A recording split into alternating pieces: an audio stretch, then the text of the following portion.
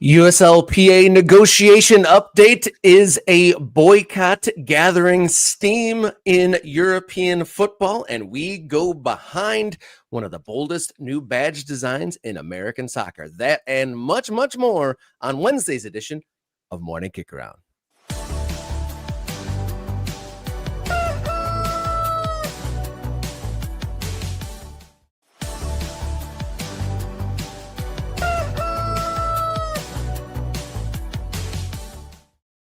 Good morning and welcome to the show. You found your way to Morning Kicker on the show where we dot the map of the ever-changing American soccer landscape from the frozen north. My name is Robert Kerr, local soccer guy, and to my side, Jason Davis, radio soccer guy. How are y'all feeling? It's also the frozen mid-Atlantic. Maybe not quite as frozen as the north, but it's pretty cold. And we're supposed to get like, I don't know, 1.5 feet or something next week, Rob. I'm feeling very Michigander right now. It's an Alberta Clipper. Did you know it's an Alberta Clipper out there? Is that what it is? Is that what it is? My wife said, we need to prepare. And I was like, oh, crap. I don't want to do any of that. I don't want to prepare for snow. And I'm ready for warm weather to come. But we're going to warm ourselves up by the cozy fire that is the ongoing saga of American soccer's development in this wonderful country of ours. The warm, cozy subjects of labor negotiations, possible boycott of a World Cup. But we will do some fun stuff. We will go deep down and gritty into the design process of one of the new USL teams yet to hit the field. So we're counting down to kickoff with Atletico Dallas, and we're going to cover all those other subjects as well. Let's say hi to the Ultras first. If you are a member of this channel, you are our best friends, and we love you very much. Thank you so much to Billy Bob Western for being here. Good morning to you. Any other Ultras on the scene who want to get their messages out, please hit us up right now. And we'll obviously highlight anybody who's supporting the program. If you want to support what we're doing, you can become a member of the channel, become an MK Ultra, get access to the Discord, which is just absolutely buzzing as a community. I know, it's There's a whole new thread. There's a whole new thread on there. A whole new thread. People are, we have this is how our community is growing. We have a thread for members of our Ultra community who are starting clubs or have started clubs in their own backyards, which is an incredible thing. The DIY ethic that is there latent in American soccer fans is pretty special, if you ask me. And so you can become an Ultra, engage those conversations. People have written guides on how to launch clubs in America that are in our Discord right now. So if you're one of those people who's like, man, how do I get a team near me? We have a how-to from our Ultras in our Discord. Yeah, it's an amazing thing and such a great community we have budding there. And if you want to join it, it doesn't have to be to create a club. It could just be to banter about your local club. You can banter. Absolutely. And look, we even allow for banter on non-American topics. We're pan soccer fans. You want to get into it with Rob about Liverpool? You're more than welcome to get into it with Rob about Liverpool. That's available as well. Yeah, that's an easy target at the moment. We'll move right on past that and welcome Matt, not a member, but a very supportive member of the audience. Good morning, Matt. Welcome on in this morning. Let's get some members on board during the show today. We got a great show, like I said, and maybe we'll, extend the end of the show a little bit if we get some members on board or maybe even some super thanks. Bob out in Albuquerque has been amazing. I think he's donated a super thanks the last 3-4 episodes in a row. So shout out to Bob in Albuquerque. You know what we should do today? We talked about hitting some topics that didn't make the cut for the main show. We can go members only today. We can do an Ultras only after the fact, after we get done talking to Sam Morton. If you want to listen in to the extra stuff, the topics that didn't make the big show but are certainly important. There's some lower division, high-level amateur things happening, a new club departing one league for another. You want to get some thoughts on that from us and obviously what we're gleaning from people in the Discord. Become an Ultra, become a member, and we'll hit that button about 5 minutes out to warn you that we're going members only. All right, before we get into the meat of the show, support, like we said, you can tell a friend, free. You can subscribe, free. MK Ultra, just a couple $. Mr. Bob. Again, Mr. Bob. Again, thank you so much. We're going to build a statue. We're putting up a statue to Bob. That's what we need to do. That's pretty good. That's great, Bob. Thank you so much. Thank you so much. In addition, you can also help support the show. Just hit the subscribe button on social media platforms at Kickaround across the social media platforms. And also you can support our fundraising goals at ko-fi.com/morningkickaround or write us an email, morningkickaround@gmail.com. We've been getting some great notes there, so keep those coming. You ready to do the show? Let's go. All right, long balls here on Wednesday's edition of Morning Kickaround. Here we go.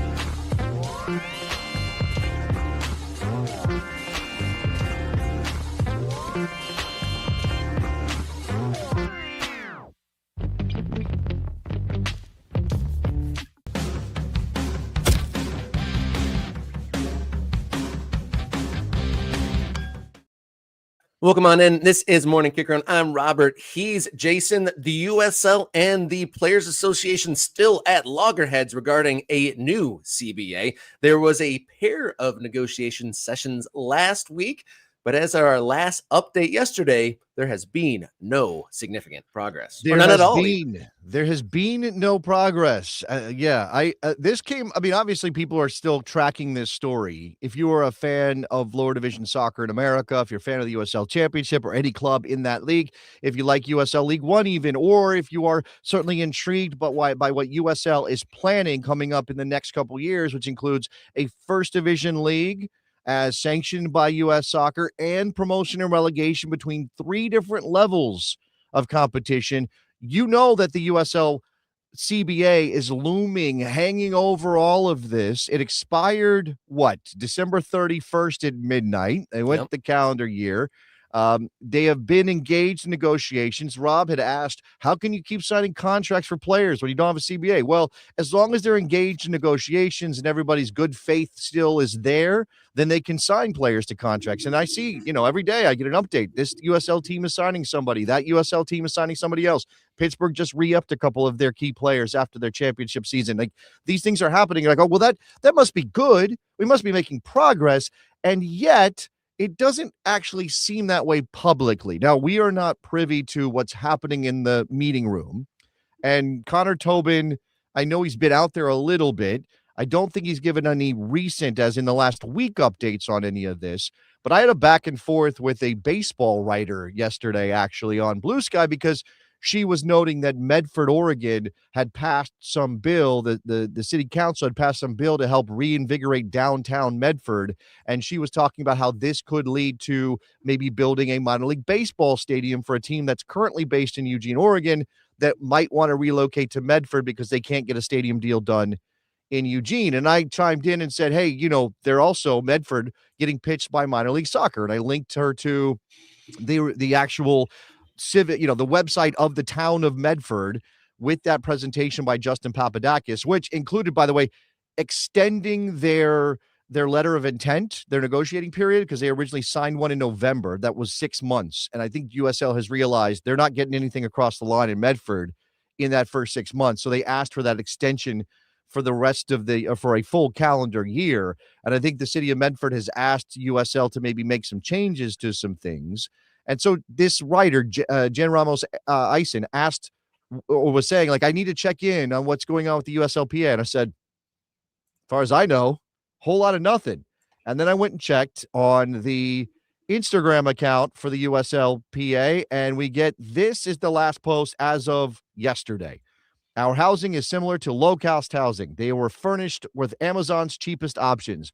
We didn't have air conditioning for months, lots of flies. We found a dead bird when we moved in. That's from an anonymous championship player. So this is a campaign of information. You want to call this propaganda? You're absolutely right to call it propaganda, because what the USLPA is trying to do is continue to push that narrative that their players are being mistreated or not given the right standards to be professional soccer players.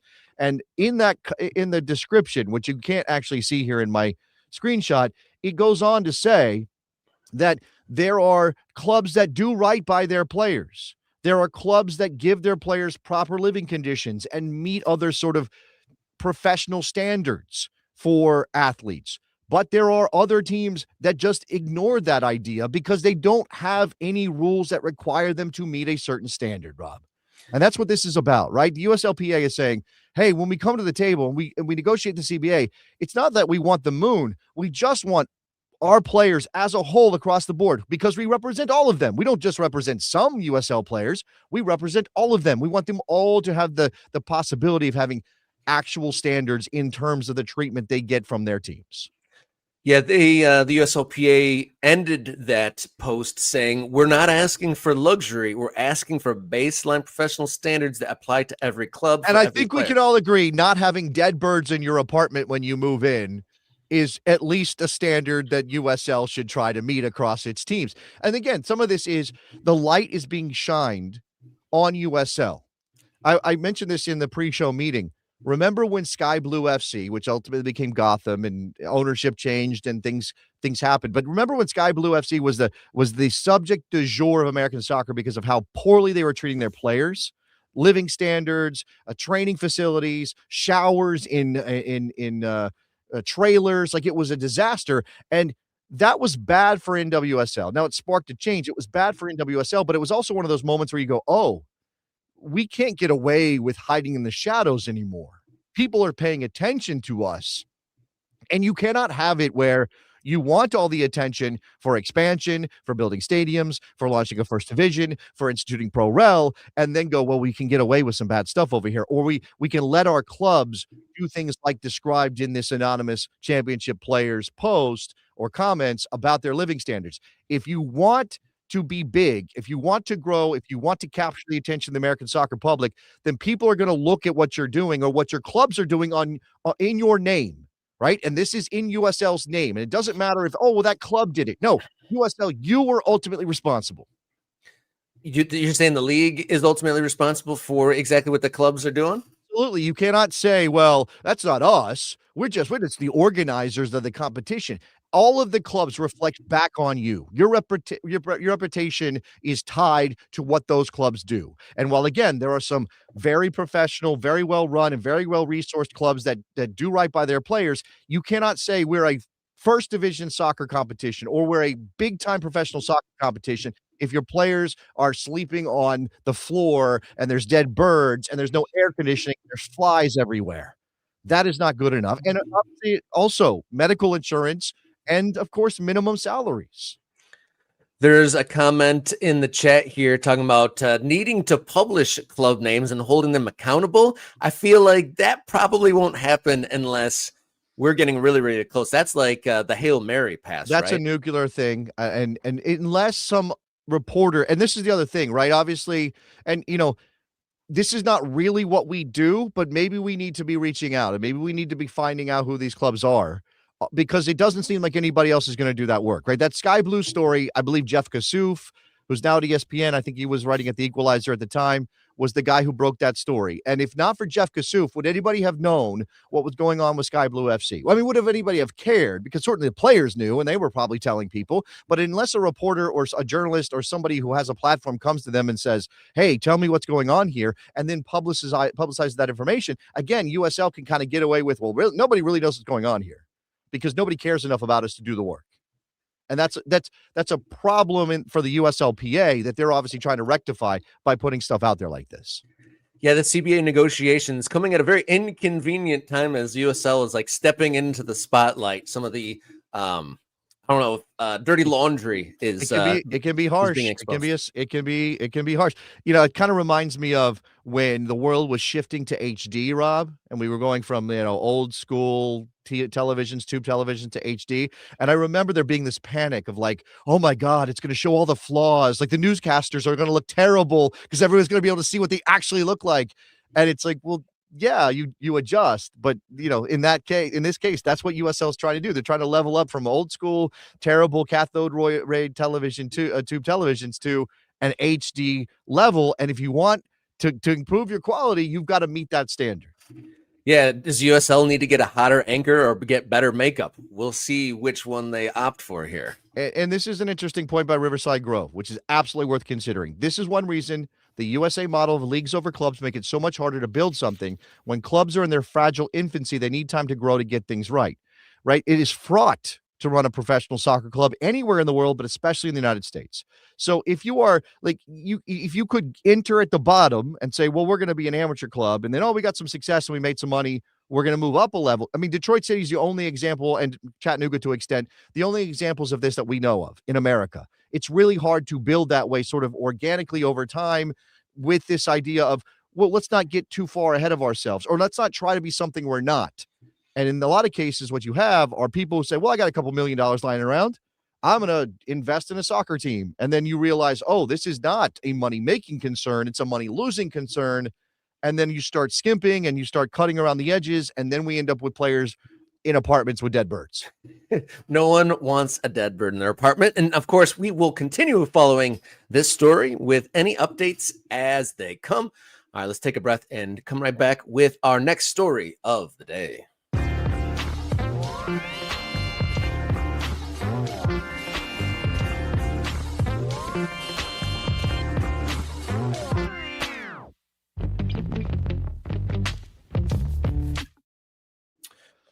All right, European leaders of football associations growing concern regarding the USA's interactions and possible annexation of Greenland. Per an article in The Guardian, leaders have been reluctant to act, but pressure is mounting for a reaction. It doesn't exactly quote a specific person, but it intimates that FIFA's leadership, who have forged close ties with Trump's government, are thought to deem such a development like a boycott unlikely at this point. But there is a boycott petition in the Netherlands nearing 90,000 signatures as of Tuesday night.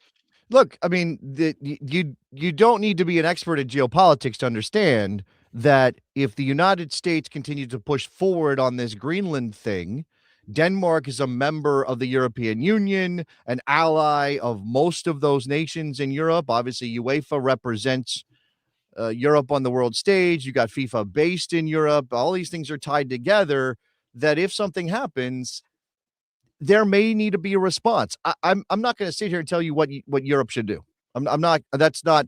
I'm extremely uncomfortable with all of these things. That's the bottom line for me, and it sucks.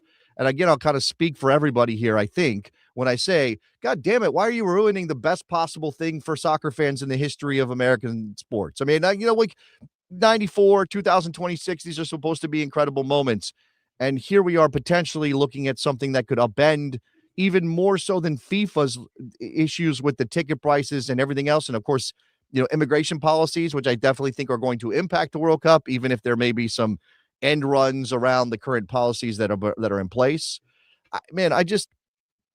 I don't know what Europe should do, but you are looking at a situation that feels like it would require a response if things get military.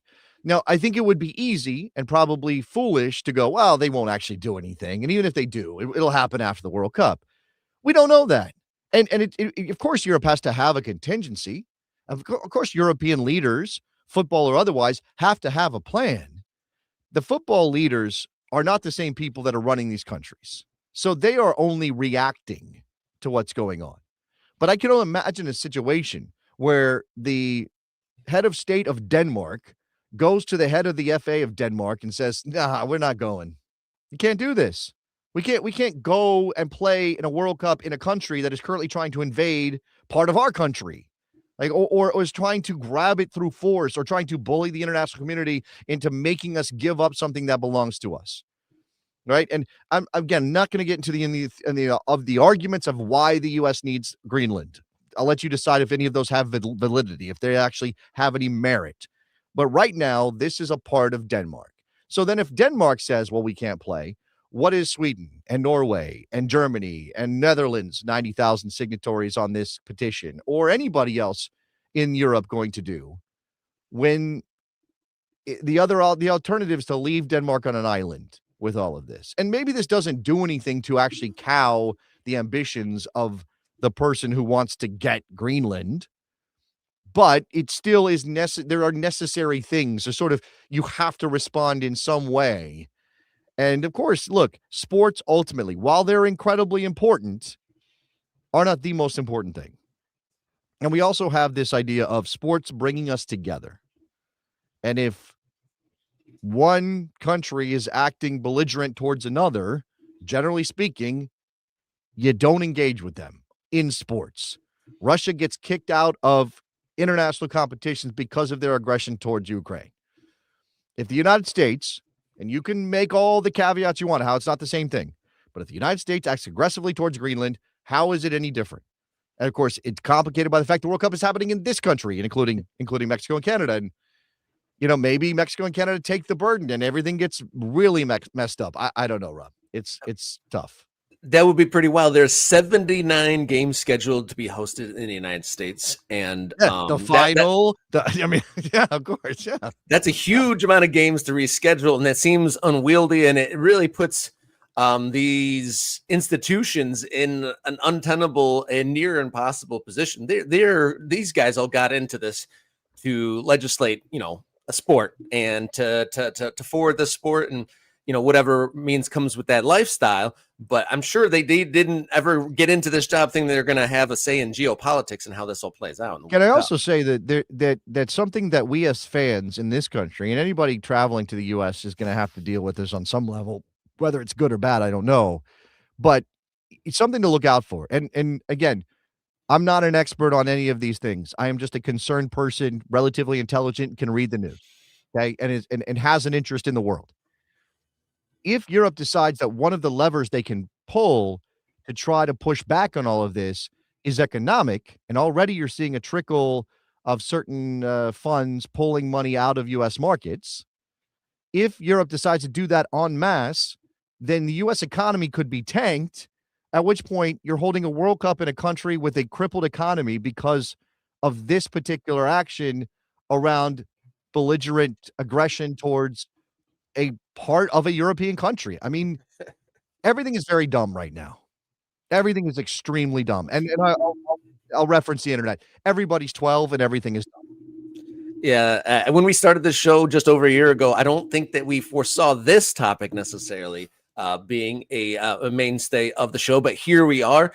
And these comments and this story in The Guardian stem from UEFA Executive Committee in Budapest. And this UEFA Executive Committee is set to formally convene again in Brussels on February 11th. So you'd imagine nothing concrete, if anything, will ever happen, would happen before that official meeting in February. All right, we've got a great guest coming up at the top of the hour, but we're going to have a little bit of fun before him.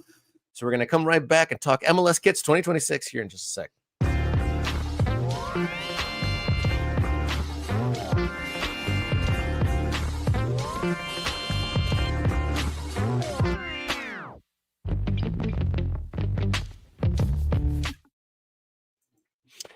MLS 2026 is right around the corner. We got some preseason going on, lots of transfers, but we also have a look at the 2026 MLS kits. And there is an article in footyheadlines.com, I believe, that kind of has a whole menagerie of the new kits that have come out. And the first thing I saw when I opened this up is that Barcelona in the Major League Soccer. Yeah, the way that Real Salt Lake has decided to lean into a name that references one giant Spanish club, several others too. I'm not forgetting about Betis or Oviedo or Sociedad. But of course, when people hear Real, they think Madrid. And then to use the color scheme of the other team, the other massive team in Spain of Barcelona, and then to have kits that are basically looking like Barca kits is interesting to say the least. I mean, I don't want to be too judgy here. That sure does scream Barcelona, doesn't it? Yeah, I was like, is there something new coming in Major League Soccer? I mean, same colors, same stripes. It's pretty wild. And then, yeah, to be the competing Spanish giants all within one kit is quite an undertaking. I wonder if RSL, I mean, we've seen rebrands, right? MLS teams have rebranded before. I sometimes it ends up being a tweak rather than a full rebrand. Like I think about the Revolution and their badge switch. You got, I think Seattle, obviously they did a badge adjustment, and I think they've even pondered maybe changing their name via some. Well, they put it out there as like, hey, would you want the Sounders to change their name? And the people went, no, we don't want that at all. FC Dallas, a long time ago, rebranding from the Dallas Bird. I mean, I'm just thinking about some teams that are rebranded. could RSL be a candidate for a rebrand, or do you think this is entrenched enough that they shouldn't do that? And I'm not saying that. Well, I don't love it. I can't pretend I love it. I just made my peace with RSL, I guess, Rob. Yeah, I was going to say, I wouldn't even say this is the best version of the Barcelona kit either. And then what is this comment on screen? I got a survey from RSL yesterday that seemed to hint around a rebrand. Interesting. Some news on Remember, the ground there. this is a club with relatively recent new ownership, right? Is it Ryan Miller that, or no, that's not right. He sold it, and now the same family that owns the Jazz own RSL. So when you get a change like that, when you get a major change in terms of who's running the club, sometimes those people go, "Oh, we should maybe think about rebranding." Partly because they want to change something so that feels like it's theirs, but also because sometimes these things are stale, and there is originally RSL got absolutely raked over the coals for going with the name they chose. And they made a whole thing about how they got permission from somebody. They asked some guy in Spain. They called up the random Spanish number and they're like, "Can we name our club Real?" And they were like, "Sure, no problem." And so they're Real Salt Lake. I don't know. I think maybe it would be better to be something different. But I guess if you got that color scheme, you might as well be like Barcelona. Rob, you might as well. So I'm curious, that leads me to think, you said the new ownership group also owns the Jazz. Could we be getting a musically themed soccer team? No, I don't think so. Because so here's the thing that's so funny about this is Real Salt Lake, what everybody thought that was a terrible name.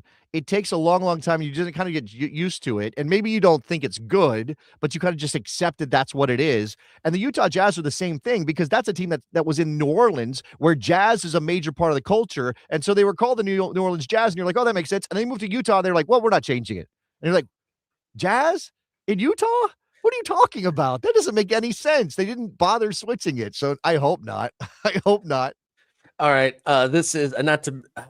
I'm sure this is just in jest, but I thought that this was the Utah Storm and But Mormons is they kind of did fun. name their hockey team Mammoth, right? Then isn't Utah Mammoth the name of I the think hockey so. team in Salt Lake that moved over from Phoenix? So, they can be creative in Utah, I guess. So we'll see.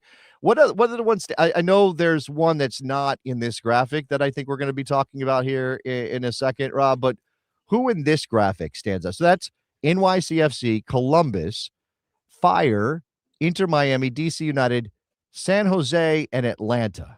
So I'm gonna just like rapid fire here. The Columbus, that's plainer than it was, but I'm sure some fans are happy to move away from Charlie Brown. So not an earth-shattering kit, but not Charlie Brown anymore. The Fire, a little plain.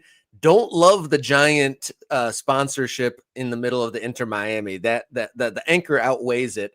Is that going to slow them down? And then the other one that speaks out to me, interesting, the Earthquakes going full tie-dye.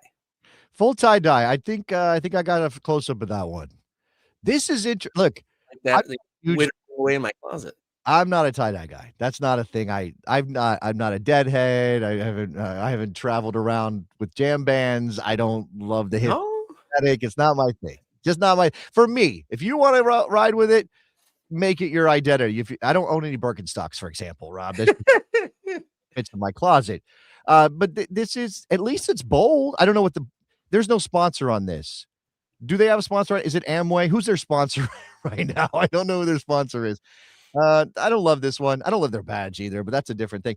I think It's not boring. It's not boring. no, it's not. Before we run out of time, though, this is one you wanted to talk about, right? This is San Diego. San Diego. What do you So think? I did hear people lament that last year's white kit was just, plain straight up white. And so I guess they have moved beyond that. But to me, it kind of looks, I don't want to be too harsh or critical, but to me, it looks like maybe an unfinished design. Producer Jenny, shout out to Jenny. Thank you for helping us out. She said that perhaps it looked like maybe they'd taken this paintballing. Yeah, it kind of looks like a barbed wire kind of thing to me for some reason, which I don't think is great for a border town, but I don't know. Maybe Oh, that's I not. didn't even think about that. Jeez No, Louise, it's that's not. dark. It's not. It's not. I thought this was a Mets shirt at first. Says Spread Red. Okay. I mean, all right. It's got that kind of vibe to it. I'm not. Look, if you're gonna do a light colored shirt, at least have something on it. I'm sure there's something. I can see that there's a tag down there in like multiple colors that I think says SDTJ. So this definitely is a reference to Tijuana. It has to be. If that's down, can you see that? I know maybe your eyes aren't are good enough for that. Pretty sure that tag says SDTJ. So we're gonna find out. There's a story behind that tag and behind this color scheme. I'm sure. Yeah, that's probably something you probably won't notice that color mark all that much from the television broadcast, but it could, liven it up for casual wear. And, all those things, there's a lot to take into account with designing a kit, from, the up close personal details to how it looks wearing casually to how it looks on television and on camera.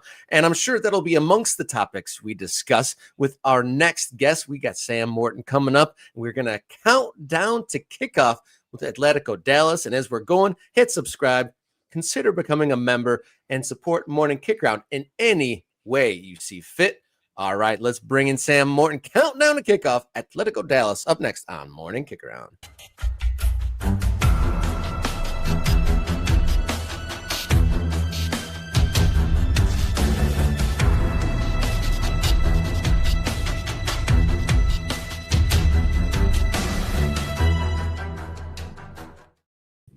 Welcome on in. This is Countdown to Kickoff, and with 423 days until kickoff, we have Sam Morton, CCO and co-founder of Atletico Dallas, to talk about the design of the bold brand that Dallas's new team is going for, and then talk about promoting a team that has not yet hit the field. Good morning, Sam, and welcome again to Morning Kickaround.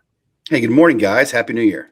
Yeah, Happy New Year to you, Sam. I hope it's gone well so far, 3 weeks in. You gave us a lot today, so I'm really interested. You can pick and choose, wanted to make sure you had plenty to cover. I do think, though, we want to lean into what you like out of this. We'll go through the logo design process a little bit, some of the things, the inspiration and things like that. And we have a couple of videos that maybe we could play as well. And I know you had a community event, so let's start there before we get to the branding stuff, which is a little drier. You tell me about connecting with the people of Dallas as you are still a year and change away from putting your team on the field in a meaningful game.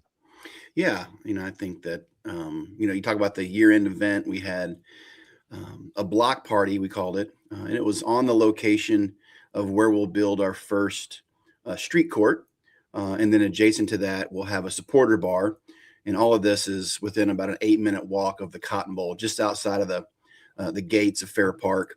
We were fortunate enough to, through Kyle and our Kyle Martino, one of our partners, get connected with Player, which is an app for footballers to connect with clubs all across the globe. Patrice Evra is a founder of that business. And we were fortunate enough that Patrice was in the States and made an appearance with us Saturday night last December at our block party. So we had vendors. We had a Tifo Mark that was doing a jersey swap. We had Pana set up. We had, any number of DJ. It was a really great event, and we were really pleased with the turnout. Yeah, it looks like a great crowd there. Fun was had. So was there any ball played here, or was it just hanging out and partying? Yeah, just hanging out. So we had a Pana. We had Mesa Ball, which is the kind of octagon ping pong soccer game. It was amazing, all the different versions of soccer now. When I was growing up, it was pretty much 11v11, and now there's I don't know how many different versions of the game. It's all great. We want to support all of it, but not any real competitive soccer being played. But again, this was on the ground that we'll build our first street court, and we're really excited. There it is. We're really excited. We're really excited to bring this to market. Yeah, my apologies for the images getting a little weird, but this may be not the best version of this, but this is the rendering of what you want to build where that block party was happening, right? That's what you were saying. Yes, sir. Yeah, well, we did the block party right there where you see the court, essentially. And so catch us up on that part, because I know I read a story about some money coming your way, right? Some incentives coming to Atletico Dallas to get this done. Yeah, we rewind. This time last year we were in talks with the city of Garland on a big complex, and that fell through midsummer. And truthfully, it was a blessing. Matt and I were able to connect with the group that owns all these buildings right outside of Fair Park. Evan and Jordan August. And this felt more like us, right? These are real historic buildings in Dallas. just a little south of downtown. As soon as we walked in, they were restoring these beautiful buildings with, tall ceilings and open windows, and it's a really cool vibe. And we knew immediately that we needed to be down here. So to your point, Jason, we put a deal together with August Real Estate to move our headquarters down there. We'll build about a 12,000 square foot corporate headquarters that will have about 1,000 square foot of retail space, street facing retail space. And then just down the road, maybe 500 feet, will be this development, which will be the street court and the den, which will be a bar with a private club up top, for suite holders, season ticket holder, a membership type club. Wow, that's a significant footprint. Not only are you talking about this den and the street court where you had the party, which is pretty cool how you had the party at the same place where the development will be, but that office, 12,000 square feet, that's an incredible footprint and almost a stamp of permanence that that's got to send a message there locally. I imagine the event that you had, though, presented your logo and your look to a lot of people that may or may not have seen it, especially not up close and personal like that. What was kind of some of the reaction that you guys heard? I think more than anything, it's gratitude. I mean, I think a lot of people that live, within a 10, 15 mile radius of downtown in Dallas, South Dallas, East Dallas, are just thankful that a club's coming their way that's going to be in their backyard. I think that, we always say here, we want to do cool S. So, we want our gear to be cool. We want our logo to be cool. And I think that, so far we're off to a pretty good start. We were introduced to a lot of new people who this is the first event of them coming out to an Atletico Dallas event. And I think we made a good first impression for the community. It was a free event. We didn't charge any. There was no charge to get in. Everyone who had made a season ticket deposit thus far is a kind of inaugural member of this 1841 club. Each of those members that came got a free couple of drinks. Again, we had a really great time. And having Patrice there obviously was just a home run. We were able to spend the day with him. We took him to a real famous Texas barbecue place, which he had never experienced before, which was a riot. He talked about that at every chance I saw him that weekend. He reminded me how great the barbecue was. So yeah, it was a really great event. On Sunday, we put together a little showcase match. We had some college players that were in our crest, and then Player had put together a side, and we did an 11v11 game.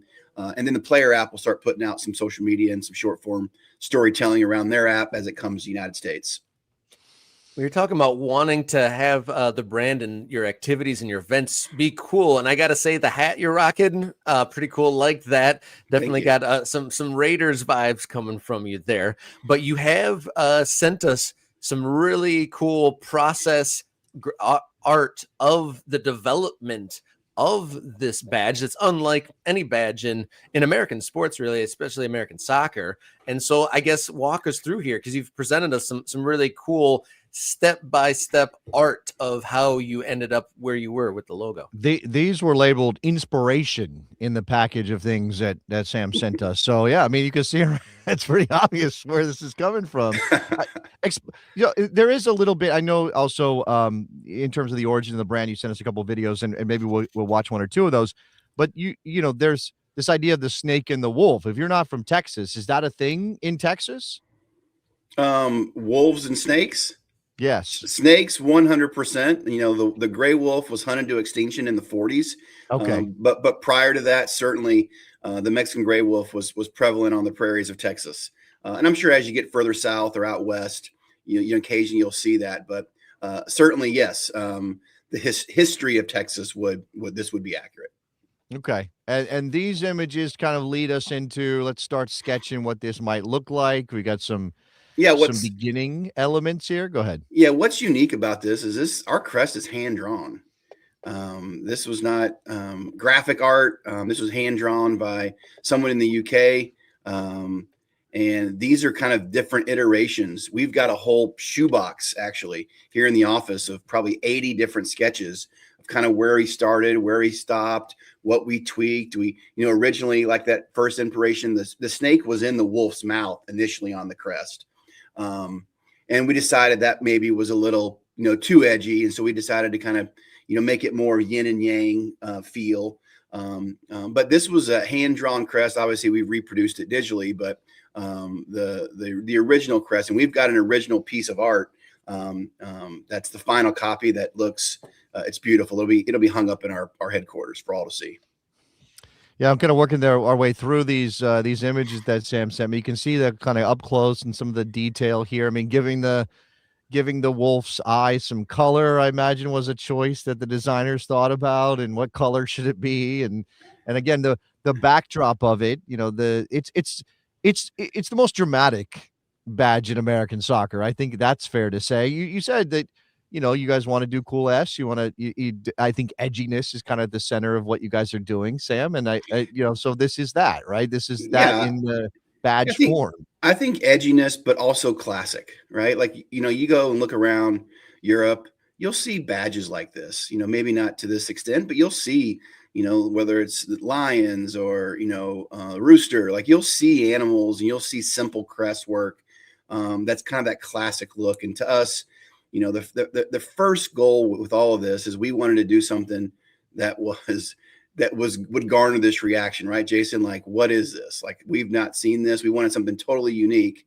The colors, quite honestly, were personal choices. Matt and I are both fans when we were kids of the Netherlands, and that baby blue is kind of a color, orange and blue. Matt played on a club team when we were younger that had orange and blue. And yes, we wanted to go with something that was unique. We settled on Texas topaz, silver ore, and Blackland crude. All colors of Texas. The colors of so again, those colors, I imagine, are a choice, and you're talking through them, and the designer's saying one thing, and you guys are going back and forth. And we do have people asking, did you consider different colors for the snake and the wolf to maybe set them off against each other a little bit more? There was different iterations and shading. I think that we settled on the colors pretty quickly. Levels of darkness and shade probably were discussed. Like Rob said, we want to have kind of a cultural brand, and he mentioned my hat and the giving off Raiders vibes, and we think that we can accomplish that with our logo, our crest, our gear here in Dallas, where it becomes, a cultural thing to wear 10 years from now, 15 years from now. Yeah. One more question about the badge, just because we have talked to other people that have worked on club logos and such. And, is there any concern that this is tough to reproduce, or are you guys confident this is something that you can put in any iteration that it needs to be in? Yeah, we're confident in that. And if we can't reproduce it on something, then we just won't print it.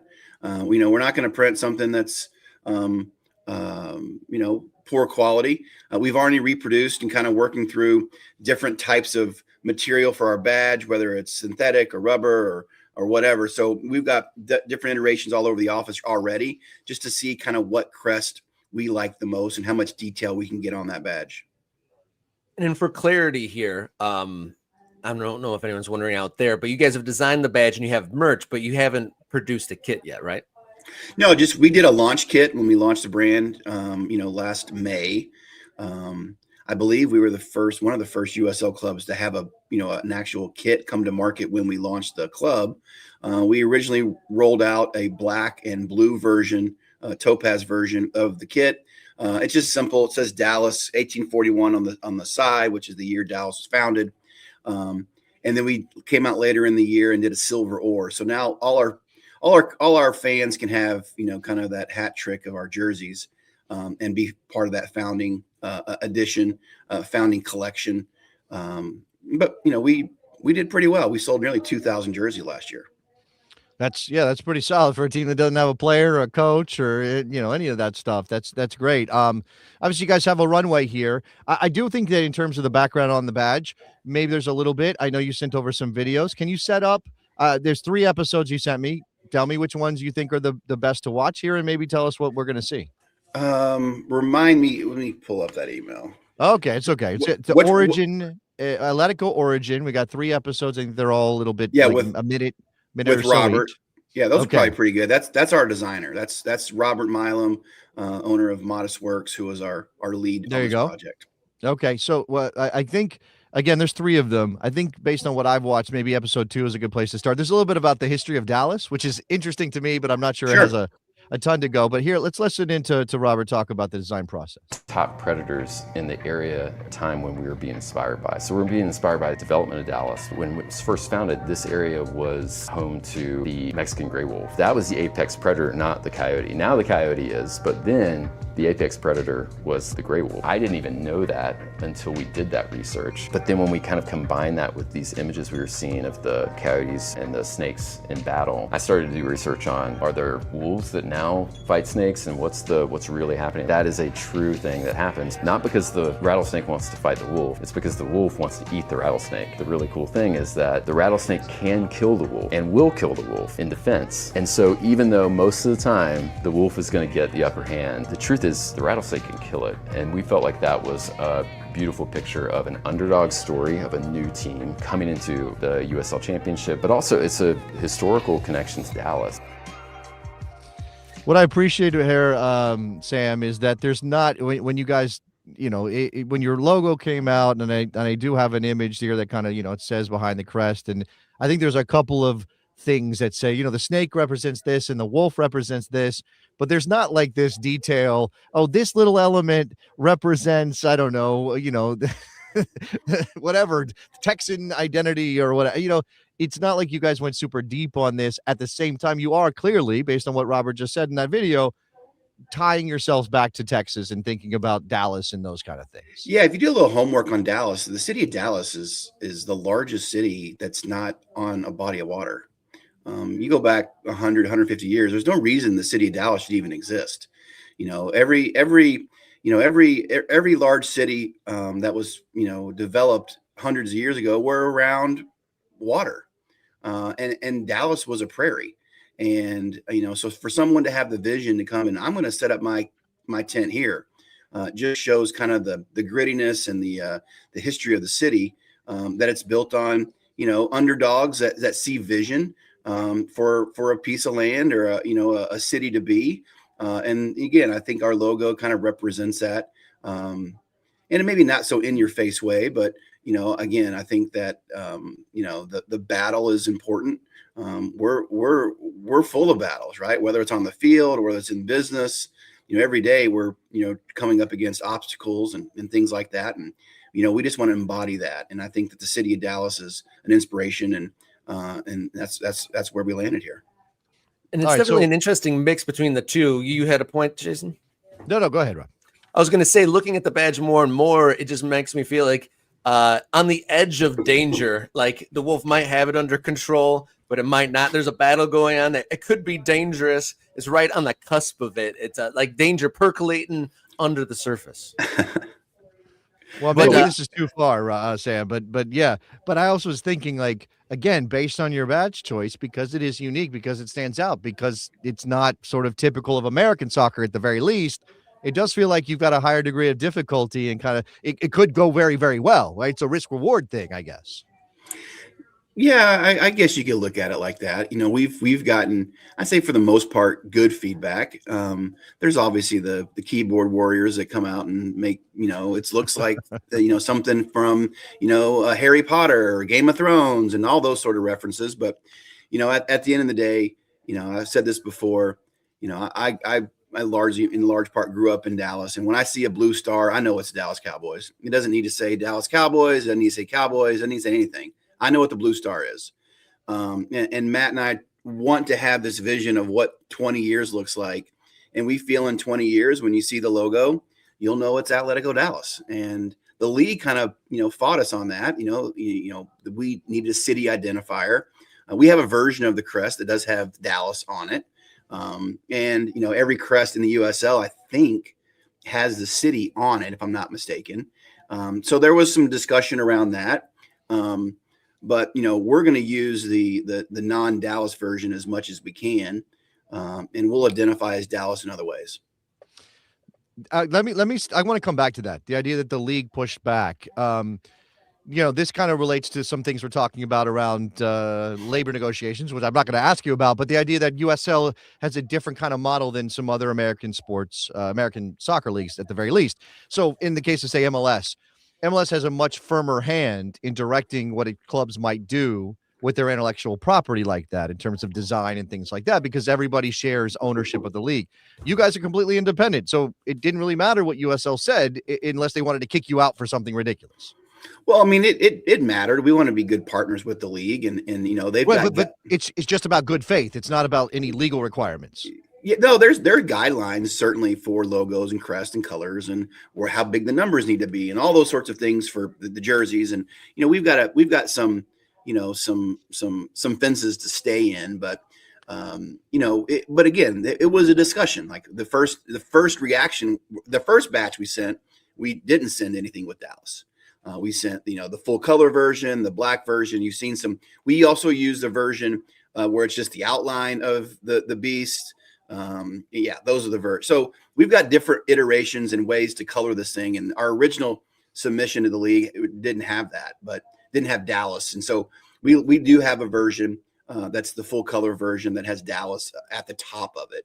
And we do use that. Our card magnets that we sell in our shop, that's the version that we use. And we've used it on a shirt with a big crest on the back that says Dallas. But in large part, we just go with what we call the beast logos. And if you see one that's not colored, we call that the little beast. And you see the colored one, we just call that the beast. Oh, that's interesting. Getting its own in names, which is great to see. And definitely the design aspect behind it is definitely very fun and great to see that the creativity being brought out here. But because you guys have been so busy there at the club, you talked about you got a new building, you've had welcome parties with Patrice Evra, these great behind the crest details. But another big piece that you have accomplished since we last spoke to you, you've added 8 new front office staff members. And we were talking earlier how we have a whole thread of our channel members of people interested or already in the process of creating their own teams. So in the build out to building towards a professional club, what front office pieces did you add in this early stage of this build out?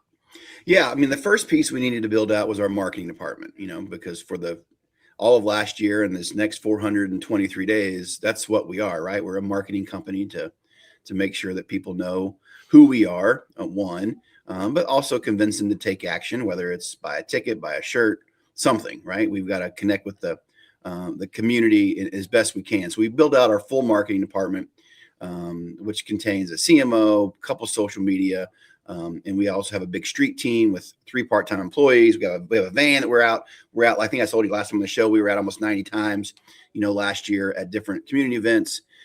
This year we've added a general counsel. We decided to bring a general counsel in. It was actually more cost effective for us to have a general counsel kind of strategy officer versus just using an attorney in an hourly rate. Obviously, you can imagine the amount of attorney work that a club probably incurs, either it's licensing or employee agreements, or there's all sorts of and we're trying to do some real estate, so there's agreements for that. And so it was just a better decision for Matt and I to get a general counsel on board. Dan Finn, sharp guy. He's going to do way more than just be our general counsel. He's a good strategy, good business guy. We've onboarded a COO who started actually this week. Andrew Forrest was actually at El Paso Locomotives for the last 8-9 years as their president. We've got a head of ticketing that will start here in the next few days as we build out our ticketing department. Let's see, head of hospitality who was heading our project for the Den and our courts. He's going to help build out the restaurant, staff that. So yeah, we woke up, January the 1st or 5th or whatever that first Monday was back. And we had gone from like 11 people to like 18 people. So it's nice to come in and see a full office, community outreach manager, which is an important part of our club to form relationships with, the community is kind of like this generic term. Let's connect with the community, but you got to be laser focused on what parts of the community, what organizations we want to align with, what values match our values. And so her responsibility is obviously to go out and find those. She comes from us, from the Dallas Wings. Again, we're not quite fully built out yet, but we're getting there. Our first team manager is actually in the office. We have not released who that's going to be yet. We'll release that after the Super Bowl, week after the Super Bowl. Stay tuned. But we're excited to have him in the office as well. Was he told very, very directly, do not walk behind Sam while he's doing this interview? Yeah, exactly. Blow the surprise. Yeah, blow the surprise. That's obviously great. I mean, that's obviously the step towards what the on-field product is going to look like, Sam. And you're not a soccer team if you don't have soccer coaches and soccer players, which is great. Absolutely. I do know, I think we should finish this though. And I expect that we will talk again in the near future, and maybe as we get closer to the summer, and, let's maybe prime the pump a little bit. Cause I know Atletico Dallas obviously wants to be a big presence in soccer around the tournament that's happening this summer. Yeah, absolutely. Part of the reason for our project down near Fair Park, the Den, again, I told you it was an 8-minute walk from the Cotton Bowl, probably about a 12-minute walk, 15-minute walk maybe, to the FIFA fan zone. It's going to be right there at Fair Park. So the official fan zone for Dallas is in Fair Park. We're hoping to capitalize, with our activation. The court will be set up. We'll do some kind of temporary F&B. We're going to have a temporary retail shop right there, again, to kind of activate in and around that big tournament that you're talking about. Well, Sam, thank you so much for your time, and get some rest. You sounds like you've been extremely busy over there. And just one quick, did you say 90 events in 2025? Yeah, I think we did 86. I think it was the actual number. I don't want to get out and lie, but I think we did 86 different events. That's really just starting from May 2nd last year. Well, Atletico Dallas getting out into the community, getting active, as they have 423 days until kickoff. Sam, co-founder of Atletico Dallas, thank you so much for joining us here on Countdown to Kickoff. Thanks, guys. Good talking to you. All right. Thank you, Sam, once again. And if you enjoyed that segment, be sure to hit subscribe.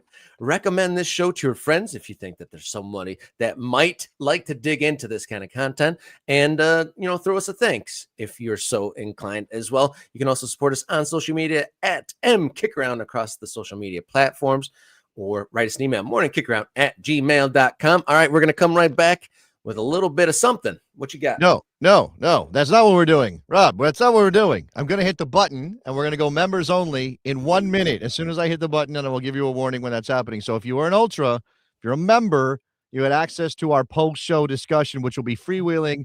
We'll dive into some things we haven't talked about yet, some big topics that are out there. That defection from the NPSL is in the news. We've also got a wild story about an MLS manager getting conned or potentially kidnapped.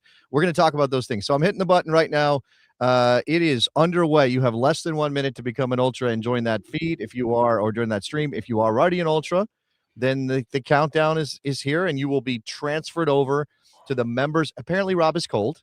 It's freezing in Michigan. He needs an extra coat.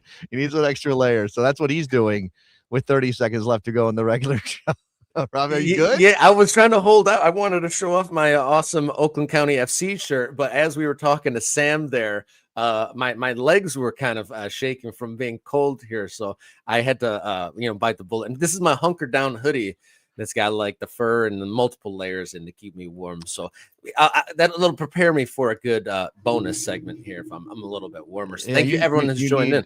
You need that extra. Okay, we have 7 seconds.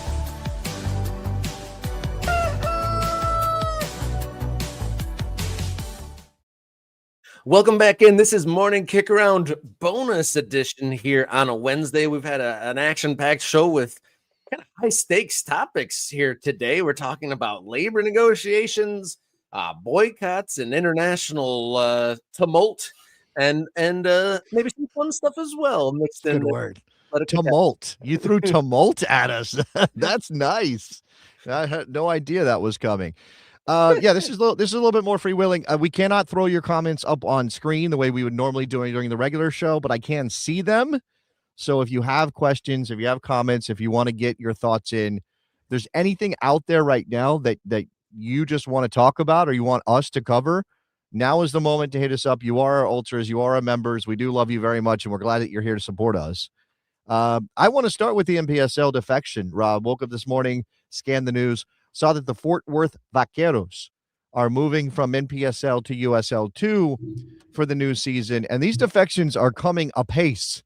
right Thick now and fast. from NPSL to mainly to USL too. I think there may be some teams that are considering League for Clubs and stuff like that, but USL League 2 just seems to be the place, the destination for a lot of these teams.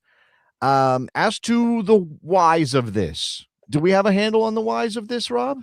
I think the whys of this are generally clubs displeased with the representation with leadership. I think there's been a kind of a thought that clubs that air grievances or suggestions or concerns, they may air them to leadership and not hear back, or maybe have a nod and a smile, but they don't hear back from the leadership. And how kind of, I think the NPSL leadership has been described by some folks as a bit of a fiefdom, kind of folks kind of guarding their territory, because NPSL traditionally, well, the biggest elite amateur league for many, many decades, and they kind of were in that place. But I think a lot of folks point to about 10 plus years ago, when the likes of DCFC and the Chattanoogas and those ambitious amateur clubs really wanted to do more. Yeah. I don't think they necessarily got the reception or the assistance that they were looking for. Yeah, I'm going to try to get more information from the NPSL perspective, just for our ultras, and so you'll know, and so you know where I'm coming from. Yesterday, I did a video recording podcast thing. I do a little bit of extra work on the side with UPSL, right? The United Premier Soccer League, which is yet another high amateur league out there operating in American soccer. And, they all have their ideas about how this should work. You can't tell anybody, don't do this. You're not allowed. We already have a league. I was kind of talking about that with the guy I was working with. That NPSL now, I mean, we're talking about these defections from their summer league to USL League 2, but they now are launching a regionalized UPSL style competition with a fall and a spring calendar, which, do we need another one of those? Right? Do we need another league like that? The way that the UPSL guy phrases their efforts, and their national playoffs are finishing up. Their finals are coming up at the end of the month in Southern California, in Orange County. And he says, this is the premier semi-professional soccer championship in America. And yeah, that's probably a fair thing you can maybe say, right? But we also live in an America where there are too many of these. People are confused about what they are. Individual clubs are set up in a position where they have to choose between, the NPSL isn't responding to me, USL is offering this. Maybe we also enter UPSL in a fall and a spring with different players, right? What does a club want to be? How much money do they have to spend? What can they invest in their communities? Those kind of things. Like these are all things out there right now. It is just extremely complicated, and we probably do need to do explainers on some of this for people.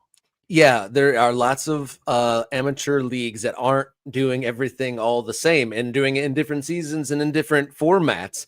But for context, it's in the Morning Kickaround Discord server. Chris Au, one of our guys, one of our dedicated viewers and members, he put in our chat, this is the 15th NPSL club, the one, the Fort Worth side, is the 15th over the last 2 seasons and the 33rd since 2020. Wow. And in that time, 0 USL teams have gone the other way to NPSL. Right. I think NPSL is reorganizing themselves a bit. Again, I'm not going to say that they're going to find any success around that, and I am interested to see what they want to do. I think I mentioned this. I talked to their new chairman on the radio show I do with Eric Ronaldo a couple weeks ago. I think that was NPSL pushing him, like putting him out there. He's a young guy. He's got roots in soccer in Virginia. Hopefully that's something. I mean, we'll say hopefully. I mean, again, I'm sure that some people would say maybe NPSL doesn't need to be what they were before.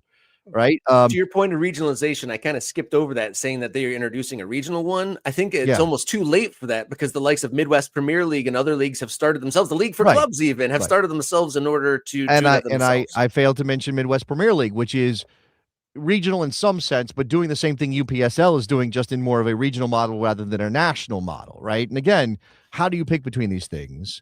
I do think this is funny. Ryan says in the chat, Jason is being nice and not having Rob pronounce that club name. Can you pronounce the club that's moving from NPSL All to right. US? Let me pull it up. It's Fort Worth. Let me see. I don't have it on my screen right now. The Fort Worth Vaqueros.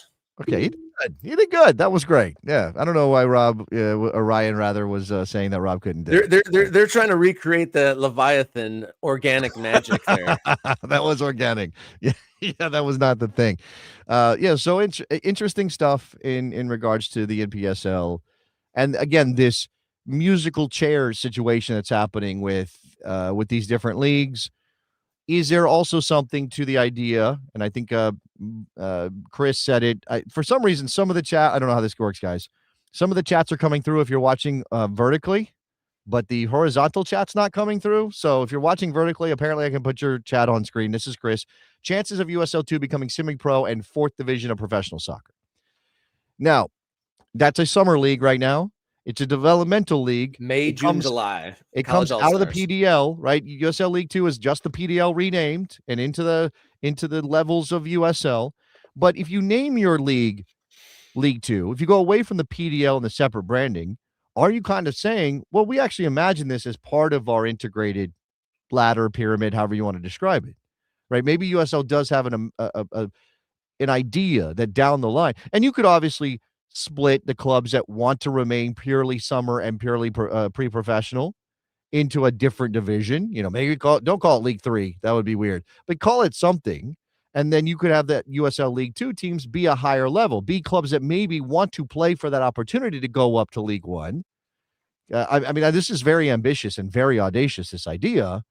But there are clubs, I think, at that League 2 level, Rob, that do think of themselves as potentially professional teams. But we're seeing that thought turned into action now, because in just a couple months, we are going to see at least 2 teams go from USL2 to the professional ranks. Fort Wayne, Indiana, they're building a stadium. They're going pro. They have been an elite amateur side in USL2 since 2021. They always had the view to go pro, but they used the USL2 as like an incubator for their professional side. And in Corpus Christi, I don't know their background quite as detail wise. We had them on the show, but they are a USL2 team that do a couple other things other than the soccer team, but they are, making that jump to pro. And I do imagine that maybe some of these USL2 clubs, they joined USL2 because they wanted to be at the perceived highest level of this elite amateur. But now that the pro rel scenario is in the ether, I imagine that there are more of those USL2 teams that are starting to maybe consider that might be a reality. This is what you do if you're US. I mean, from USL's perspective, you're giving opportunity to ambitious clubs and you're putting a carrot out there, right? You're saying, hey, we may have a way for you, and we may have a soft launch way for you to move up rather than having to take on, we're a short season amateur club, not paying our players, with our cost very constrained, to, we've got to pay players now, and we've got all this professional, we got to meet some standards, and there might be saying, well, we can find a way in between those things, right? Which I think is what League for Clubs is trying to do on some level. But I don't know how to gauge the difference in terms of the ambition and the target for what those standards might be. And remember, I mean, we talked about this when League for Clubs announced their semi-pro division. We talked to the guy from League for Clubs about this, and the question was, Eric Housley, do you need to meet, like, this is an end run around U.S. soccer's professional league standards? And on some level it is, right? You're saying, well, we're not actually professional all the time, we're not full-time professionals, so we don't need to meet your standards, right? And there was questions about sort of the potential for abuse in those contracts and things like that. Now, UPSL is already operating like that. Lots of those clubs are already operating like that. They're operating as semi-pro outfits. Maybe people just don't think about that. If USL League 2 is going to stay with amateur, is that a bigger jump, right? Is that a bigger leap than if you go from semi-pro, the way some of these League for Clubs teams might, to fully professional? Yeah, a good comment here.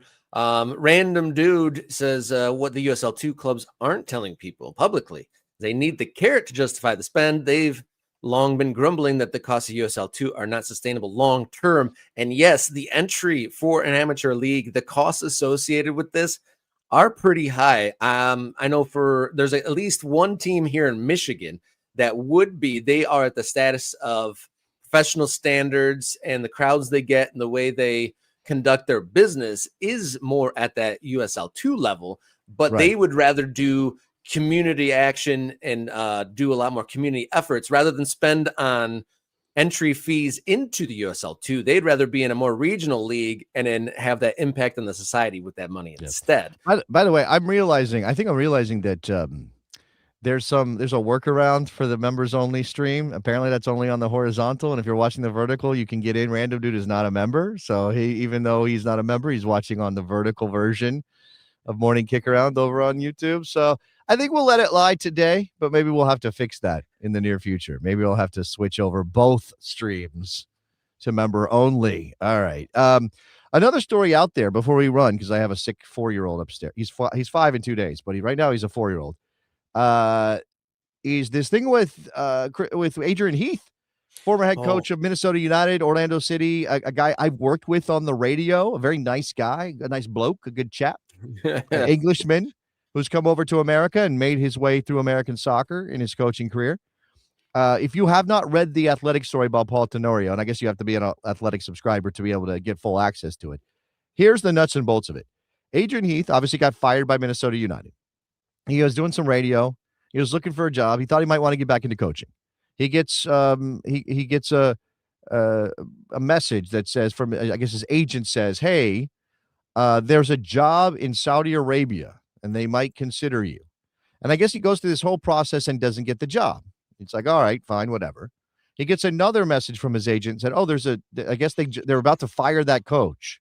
And maybe you could be up for this job. Do you want to come over here and meet with the owner? And they want you to meet with the owner. He's like, okay, fine. So they give him this information. He flies to Morocco, where the owner of this club supposedly has some property, and they're going to meet in Morocco. And he flies over to Morocco by himself. He's supposed to get picked up at the airport. He gets picked up at the airport by these guys in a van, and they start driving. And he's been told he's staying at a 5-star beachside hotel in Morocco.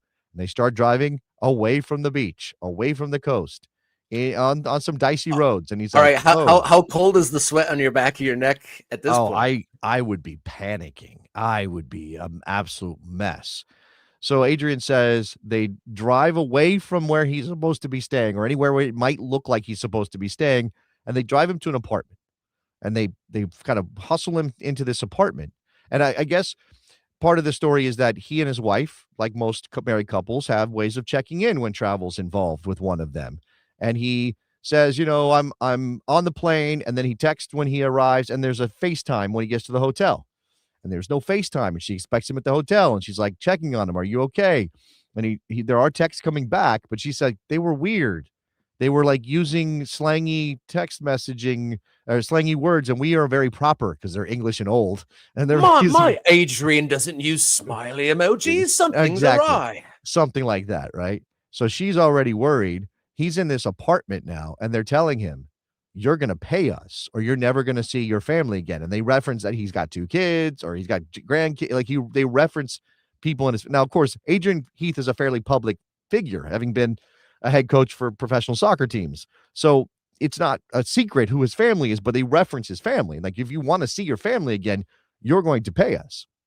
And so he goes, okay, whatever. He's like, he said he realized in that moment that he had no way out.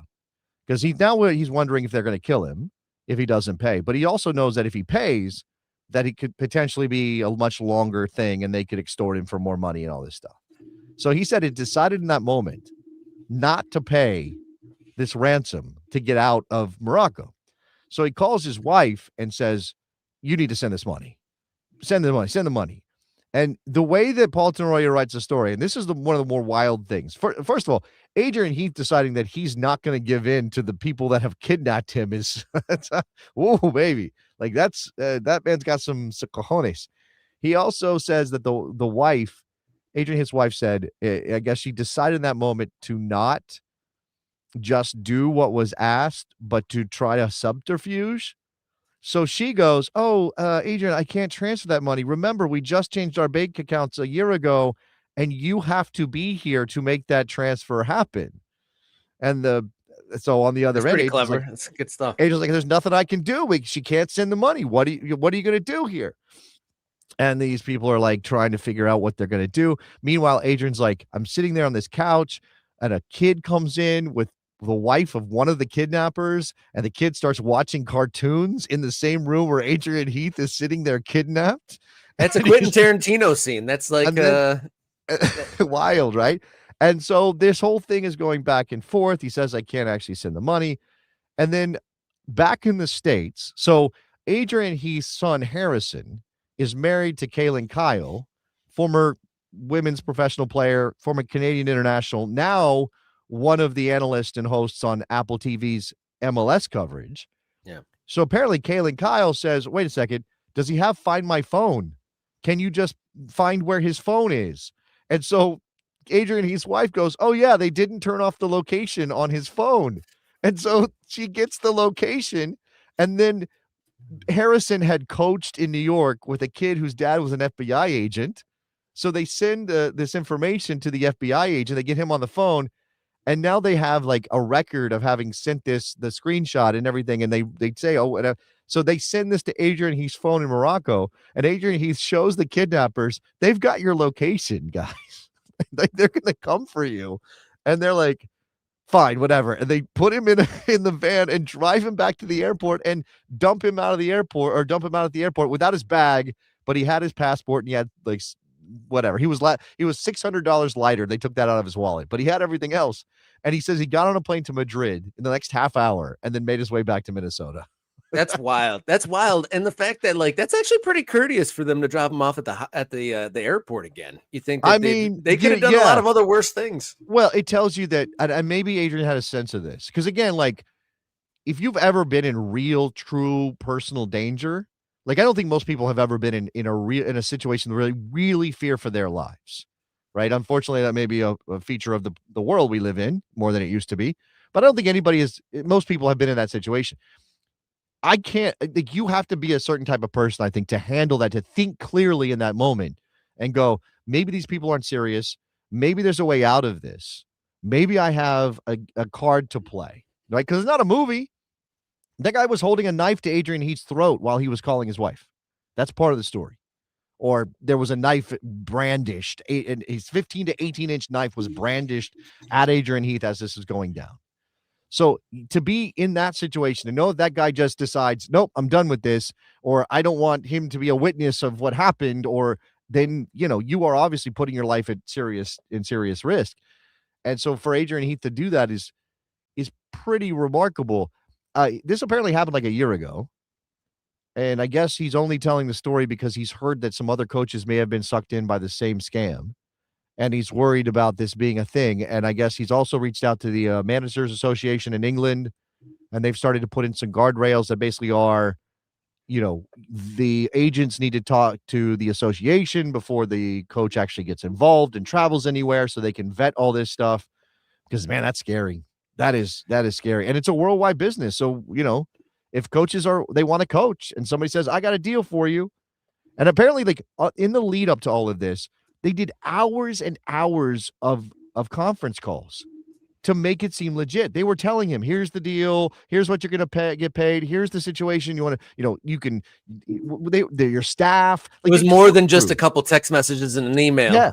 Yeah. And Adrian Heath's not a dumb guy. Like, he wouldn't have gone to Morocco if he didn't think this was legit. So clearly they put a lot of effort into that part of it.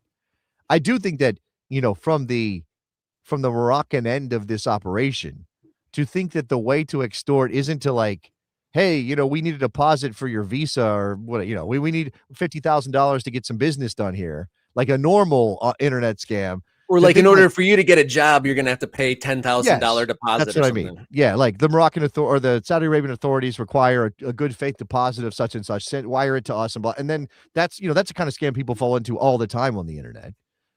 But to actually get him to pay for him to fly, he didn't pay for the ticket. They paid for the ticket for him to fly to Morocco.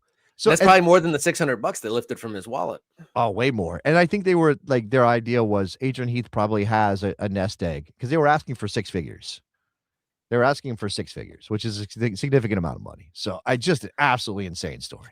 Yeah, desperate times and desperate measures, as they say. And I'm sure that was not the Moroccan gangsters or kidnappers' first thought of how to make money, but definitely put a lot of work into it. And it sounds like it's an industry if other coaches are going for that or falling for it, perhaps. But yeah, wild story. Didn't think that Adrian Heath, the pragmatic English manager, would be caught up in a Hollywood style plot.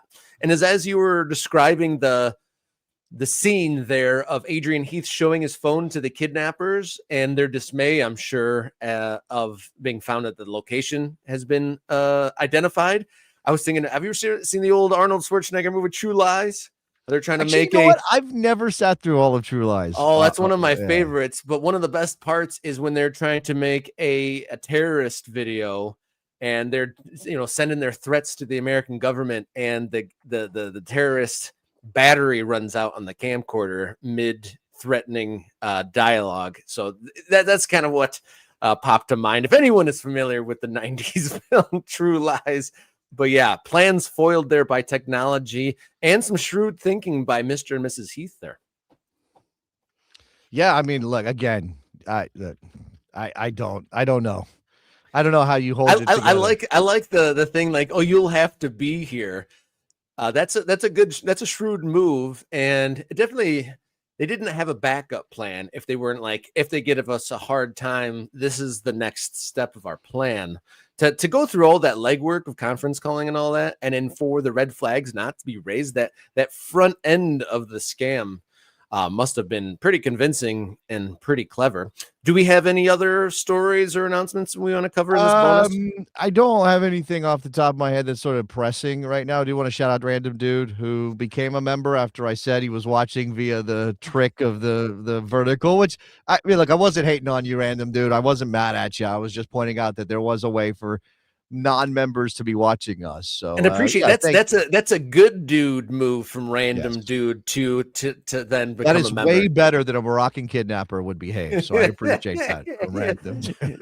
And we don't even have his location, and he did all that. We're not asking. Well, you can dot the map with your general location. We're not asking for your coordinates unless you are in being kidnapped by somebody scamming you for a job, at which point we will need your coordinates so we can get to the FBI, I guess is what we're saying. Yeah, imagine us having to react to that sort of a news live on the show. Negotiating a hostage situation via the morning Kickaround live chat would be quite the situation there indeed. But those wandering eyes from Jason Davis means that we're probably done for the day. Can't forget, we haven't talked about it too much though. Before we go, the Monday after Super Bowl, we're planning a special day. Yeah, the MK Ultra Extra. It's not an Ultra Extra. Well, it is. It's like going to be our telethon, our marathon show. We're going to try to get a lot of attention and get some. I got to start lining up those guests. That's coming rapidly. So if there's somebody you want to see on the show, somebody that you think would be great to get on, it's a little bit of not a celebration of us, but definitely shining a spotlight on what we're doing here so we can continue to grow as a show. And we've got some things in the works that are very exciting, but we do need your help to help spread the word. We do obviously love to add to the community of ultras. So yeah, look out for that. Yeah. And a part of that, as if there's anyone, a guest on the show that you'd like to see more of, that sort of thing, we'd love to hear your suggestions, because we'd probably want to have a lot of guests come in and have all of them share their experiences, draw more eyeballs and try to really drive interest and really try to set that platform for 2026. Because we really, want to maximize that to the best of our ability. And this is one of the ways that we want to do so. So if there are, friends of the show, previous guests that you want to see more of, let us know in the Morning Kickaround Discord server, which you all have access to. So we're going to get out of here. We're going to handle some business, but we will be back live and direct right here, same place, same time. Until then, everybody, take care, stay safe, stay warm, and enjoy your soccer.